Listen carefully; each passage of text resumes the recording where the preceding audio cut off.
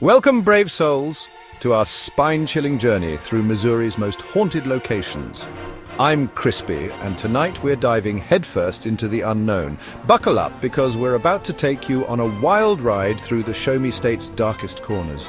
Prepare yourself as we uncover the eerie tales and ghostly encounters that have left many trembling in fear, from haunted mansions with tragic pasts to abandoned prisons echoing with the screams of former inmates.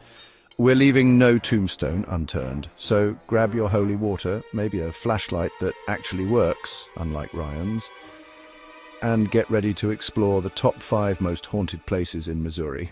Let's do this. Alright, let's kick things off with a real humdinger. We're diving into the eerie and tragic history of one of America's most haunted locations, the Lemp Mansion in St. Louis. This grand estate, once a symbol of wealth and prosperity, now stands as a chilling reminder of a family's tragic downfall. This place has it all: a wealthy family, a string of gruesome deaths, and enough paranormal activity to make your head spin.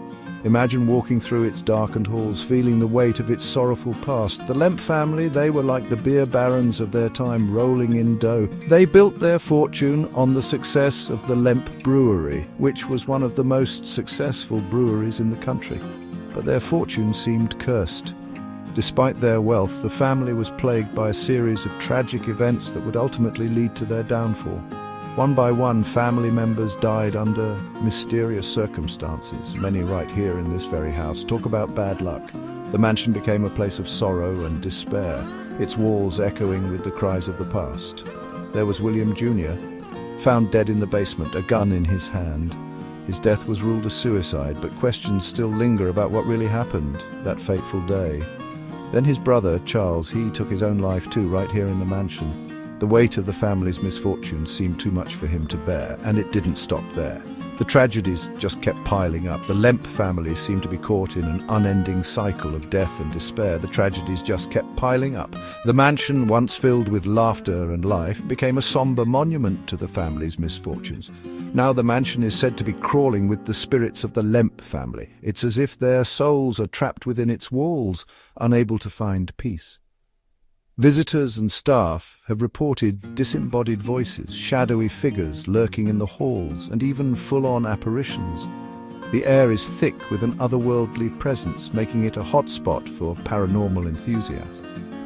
Some say they've seen the ghost of William Jr., still pacing the halls, distraught over his family's downfall. His restless spirit seems to be searching for answers, or perhaps redemption. Others claim to have encountered the spirit of a young boy, maybe even the illegitimate son of one of the Lemps who tragically drowned in the mansion's pool. His playful laughter is sometimes heard echoing through the empty rooms, a haunting reminder of a life cut short. The Lemp Mansion stands as a testament to a family's rise and fall, a place where history and the supernatural intertwine. Its legacy of tragedy and terror continues to captivate and haunt those who dare to explore its dark past. Next up, we're heading to Excelsior Springs, home to the luxurious Elms Hotel and Spa. This grand establishment has been a beacon of elegance and relaxation for over a century. Now, you might think a place known for relaxation wouldn't be haunted, but trust me, this place has a dark side. The Elms is not just a sanctuary for the living, it seems to be a haven for the supernatural as well. The Elms has been around since the late 1800s, and let's just say it's seen its fair share of history. From devastating fires to Prohibition-era parties, the walls of this hotel have witnessed it all. Guests have reported all sorts of strange occurrences, from flickering lights and disembodied voices to objects moving on their own. It's as if the spirits of the past are still very much present, making their presence known in unsettling ways. One of the most active spots in the hotel is room 102. This room has garnered a reputation for being particularly eerie. People have claimed to feel a presence in the room, like someone's watching them. Some guests have even reported waking up in the middle of the night to see shadowy figures standing at the foot of their bed. Some even say they've seen the apparition of a woman in a white dress, just standing there in the corner. This mysterious figure is often described as having a sorrowful expression, as if she's searching for something or someone. Then there's the story of the little girl who haunts the 4th floor. This tale has been passed down through generations of hotel staff and guests. Legend has it, she's the spirit of a young guest who died in a tragic accident. Her presence is often felt in the hallways where she is said to play and laugh, unaware of her tragic fate. Guests have reported hearing her laughter echoing down the hallways, a sound that is both haunting and heartbreaking, and some have even seen her little footprints appear out of thin air. These ghostly imprints serve as a chilling reminder that the past is never truly gone, especially at the Elms Hotel and Spa. Hold on to your hats, folks, because we're about to enter the belly of the beast, the Missouri State Penitentiary. This isn't just any old prison, it's a place steeped in history, mystery, and a whole lot of eerie tales. Built in 1836, it was once the largest prison in the United States, earning the ominous nickname, the bloodiest 47 acres in America.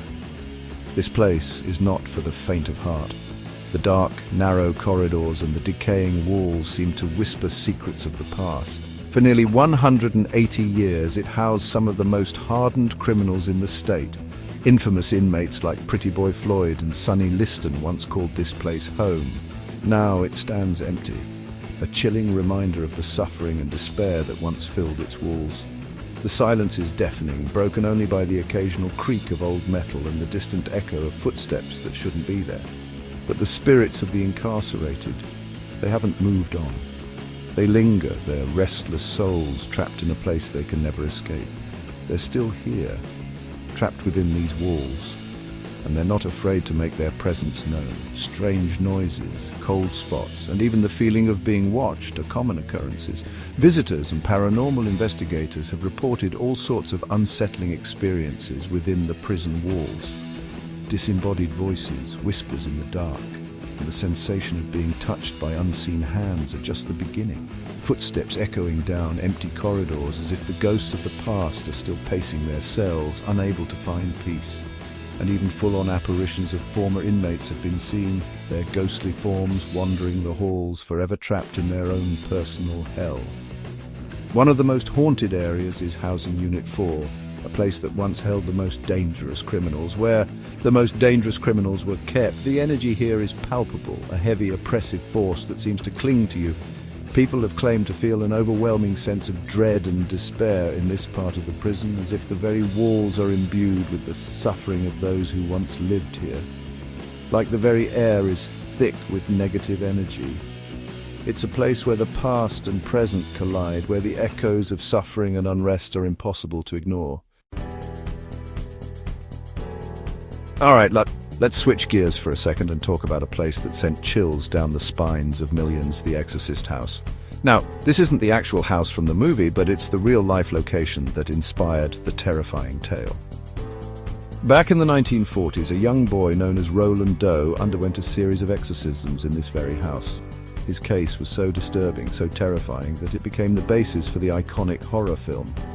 Now, the house itself is a private residence, but that hasn't stopped curious onlookers and paranormal enthusiasts from visiting, hoping to catch a glimpse of something unexplainable. Some say the demonic energy that once plagued this house still lingers, while others believe the spirits of Roland and the priests who tried to help him are trapped here, forever bound to this place of torment. And for our final stop on this haunted tour of Missouri, we're heading to a place that's been called one of the most terrifying locations in the state, the Screaming House. This unassuming house in the small town of Doniphan holds a dark and disturbing secret. It was here that a family endured a series of terrifying paranormal events that left them shaken to their core. It all started with strange noises, disembodied voices, and objects moving on their own.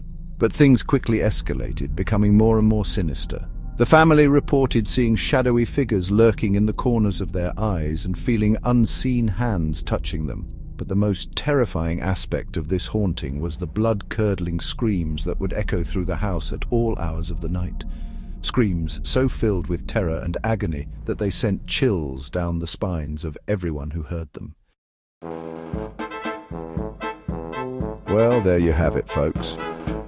Thank you for joining us on this haunted tour of Missouri. We've explored some of the most spine-chilling locations the state has to offer, from haunted mansions to abandoned prisons. If you enjoyed this video, don't forget to like, subscribe, and hit the bell icon for more spine-tingling content.